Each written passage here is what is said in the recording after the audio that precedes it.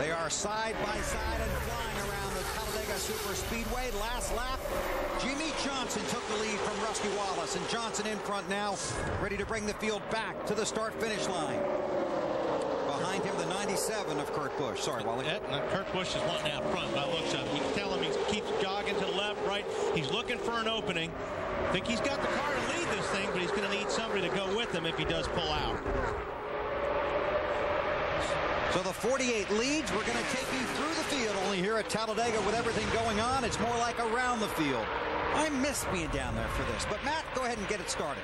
Jimmy Johnson trying for some points, trying to score his first restrictor plate win, and leading some of those bonus points also, Marty, and trying to pick up more.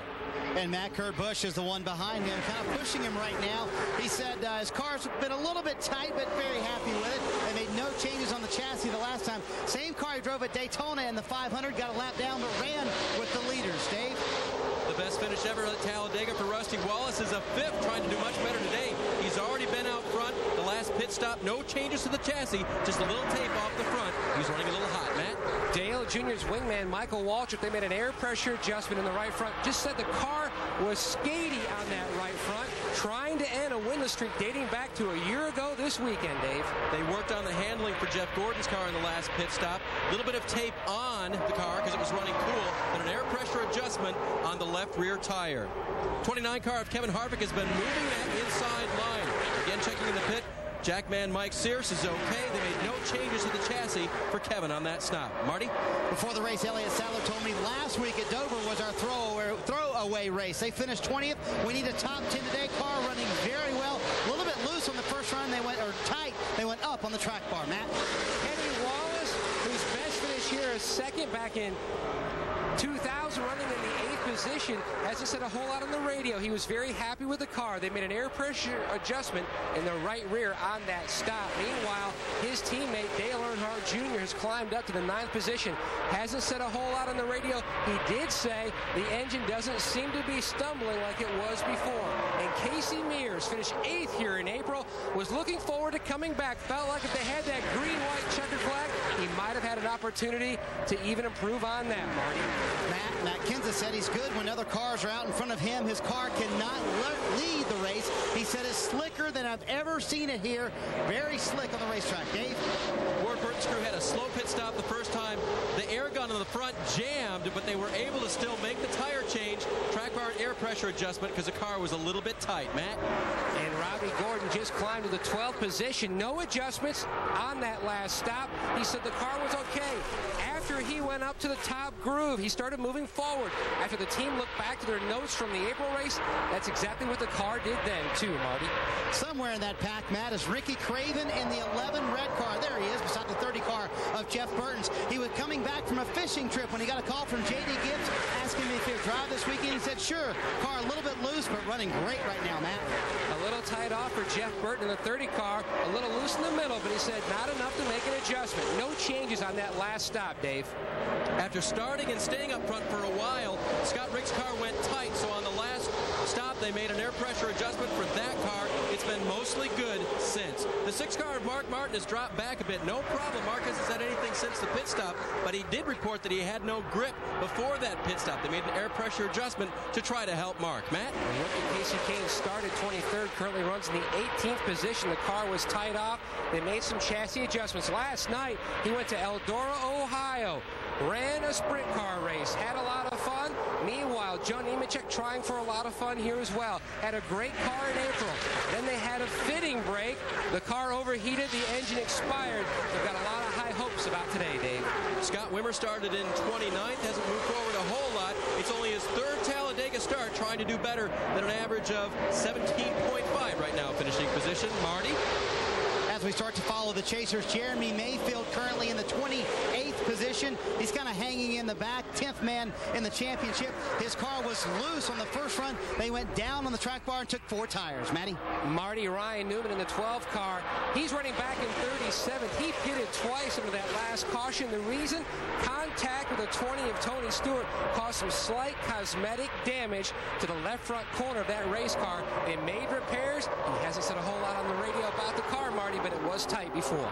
Matt, the aforementioned Tony Stewart hanging out there back with Ryan Newman and Terry Labonte. He said, came on the radio, said, you know what? I've got Terry pushing me. Ryan's in our group. I'm comfortable where I am. 40th is where he is right now, and his teammate Bobby Labonte dropped back to where he was, saying, I'm going to let these guys chill out for a while. It's a little too crazy up front for me. I think the back is a little safer route. Thank you, gentlemen. Well done down there on pit road, around the field here at Talladega. And while all that was going on, these guys are starting to get a little more aggressive, a little bit more moving around in those packs. Well, and also they're getting a lot of time on their tires, and their tires are wearing out a little bit. They're starting to slide around. Nobody's really breaking away, so they're pretty much side by side. A lot of mirror driving. Not that far away from the next round of pit stops. Jimmy Johnson is scored as the leader. He's got Rusty Wallace on his right side. You're watching NASCAR on NBC. Four-time series champion Jeff Gordon is now the leader at Talladega. The pack 41 cars long.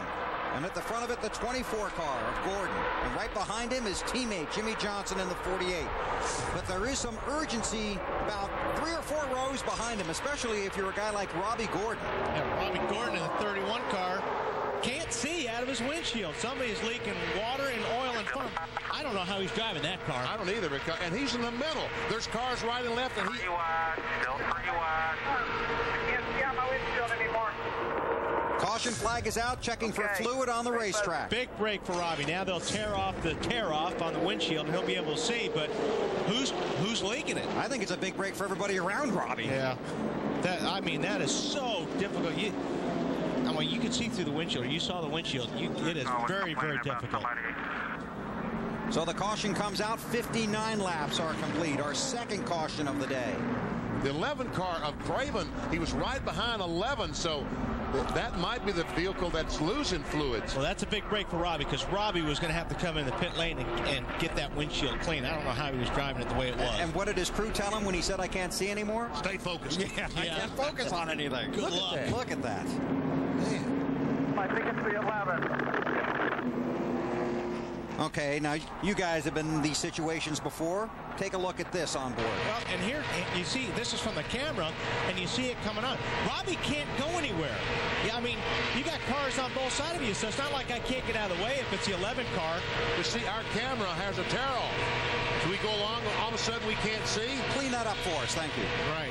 Robbie doesn't have that luxury. He doesn't have that luxury. So it's somebody up ahead of him. I don't know if it's Ricky. It may be somebody further ahead, because that stuff is blowing all over the place. Matt, how about it? His eyes on top of the grandstand, Bill. Mike Dillon, his spotter, an even greater role when that windshield was dirtied up. In fact, Robbie asked for both tear-offs on both sides of that windshield to be torn off, because he just has no visibility. Now, the 11 car that was in front of him that looked like it might have been leaking the fluid, Ricky Craven on the radio has said that he has oil all over his windshield So it's as somebody well. in front of him. So got Harvick up there, Rusty Wallace, Sadler, Mears. One of those guys up there has got a problem.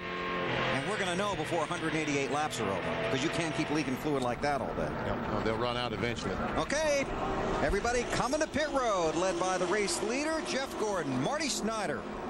Bill, unfortunately, the problem could be with Elliott Sadler. His alternator is going bad. He says he only has 8 volts on the battery. The AC has quit. Water at 260, oil at 285 right now. The chassis, just perfect, so don't make any changes to that. Dave? 24 put a Dayglow yellow piece of tape on the lower grill in the front. Little trouble coming around the car. There was a hole in the bottom. They were worried that something would go through the radiator. That piece should help them. Matt? Tear-offs already taken off the windshield of Jimmy Johnson. They had a 2-tire change the first time. They had to go 4. This time almost blocked in again by the 1. He was tight. They made a track bar adjustment. Well, I think Marty identified the guy leaking oil. The problem is these guys just got clean windshields. Yeah. They better not get behind the 38 car, because it's going to happen all over again. Tony Stewart comes on the pit road, 4 tires. He was at the back of the pack. So there's no real urgency to get back on the racetrack, because that's where he wants to restart, somewhere near the rear. Under caution at Talladega, 60 of 188 laps complete. You're watching NASCAR on NBC.